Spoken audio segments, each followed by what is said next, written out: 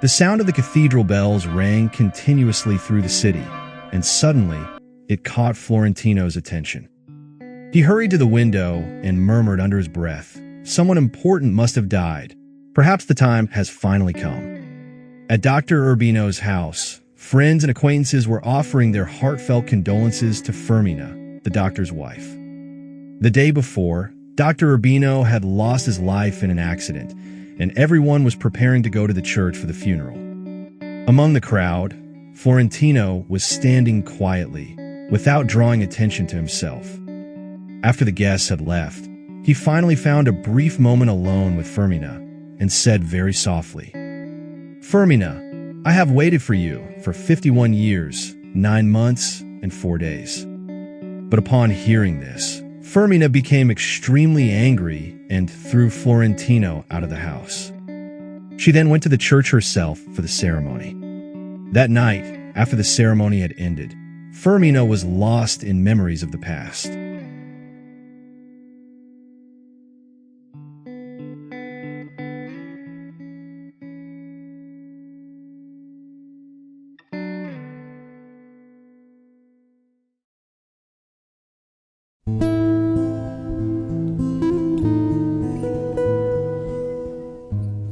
(1879), Cartagena, Colombia. One day, when the young Florentino was working at the post office, he was given a letter to deliver to the home of Lorenzo Daza, an unknown man who had recently moved to the city. After handing over the letter, just as Florentino was about to leave, a woman's voice caught his attention. A young, beautiful woman was standing by the window. Something inside Florentino changed. Their eyes met, and for a moment it felt as if time had stopped.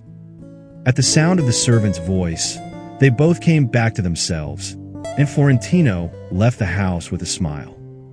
That night, filled with excitement, Florentino picked up his pen and began writing a short letter to Fermina Daza, a letter that, against his intention, lasted until morning and not only failed to remain short, but grew into something as long as a fairly thick book.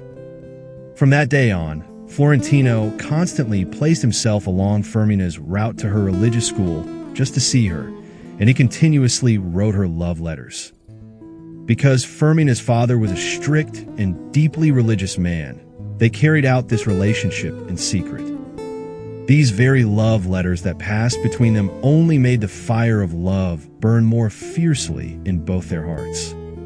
One night, Florentino even went to Fermina's bedroom window, asked for her hand in marriage, and vowed that he would never be involved with another woman besides her, and Fermina accepted.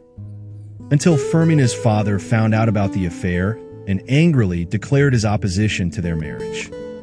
But when he saw how persistent they both were, he decided to leave the city.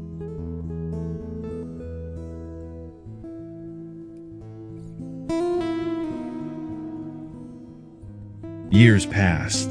The civil wars came to an end, and cholera swept through the city.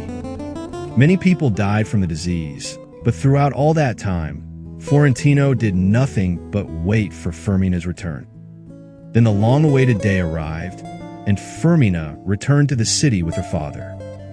Florentino eagerly went to see her and met her in the marketplace. But the only thing he received was Fermina's no. His heart was broken. For a long time he locked himself away at home, and all that flowed from his eyes were tears. During this period, Fermina fell seriously ill, and a doctor was brought to treat her. This meeting marked the beginning of Fermina's relationship with Dr. Urbino. Although at first Fermina had no feelings for Urbino, she eventually accepted his persistent courtship and agreed to marry him. After their marriage, Fermina and Urbino traveled to Paris for a long time.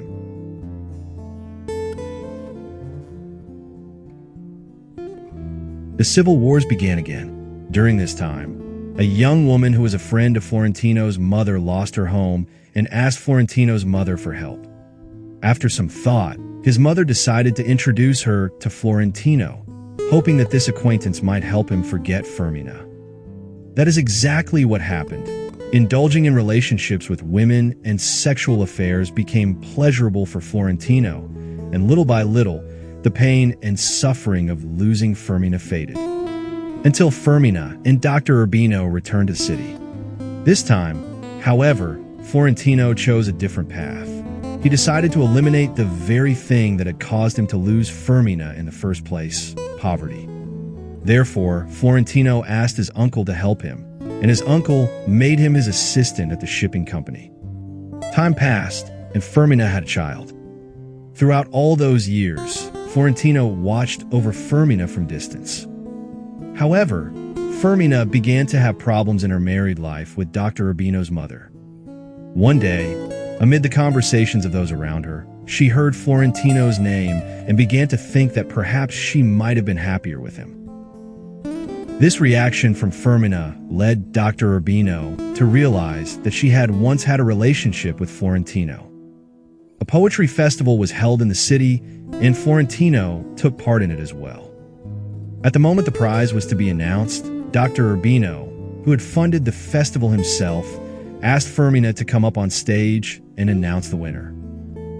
Seeing Fermina reopened old wounds for Florentino, and once again, in order to forget them, he decided to engage in sexual relationships with other women.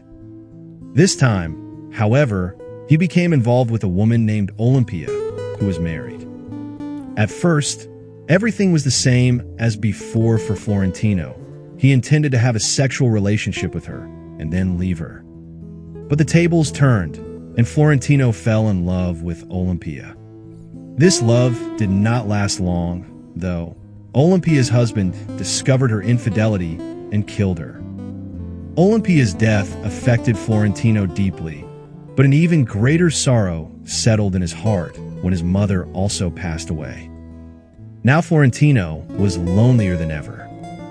Years went by, and Fermina lived a calm life alongside Dr. Urbino, until one day she discovered that Urbino was cheating on her with another woman.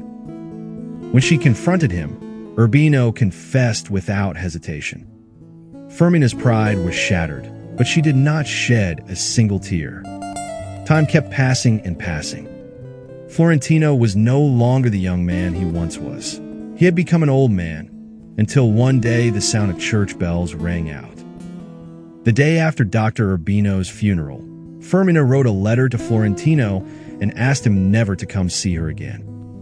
But Florentino, as in the past, began writing love letters to Fermina once more. At first, Fermina tore the letters up in anger, but after some time, the letters began to have their effect. Fermina and Florentino started meeting each other. They would take walks together, drink tea together, until one day, at Florentino's suggestion, they went on a trip aboard a pleasure boat. In the cabin, Fermina told Florentino that she did not know whether what they had once felt for each other had truly been love or not. Then, with a sad look, she continued, "And now that I have grown so old, that I have lost my beauty and my youth, can I still be the object of a man's love?" Florentino replied, "But I have never been this happy in my life, and I owe it to being by your side."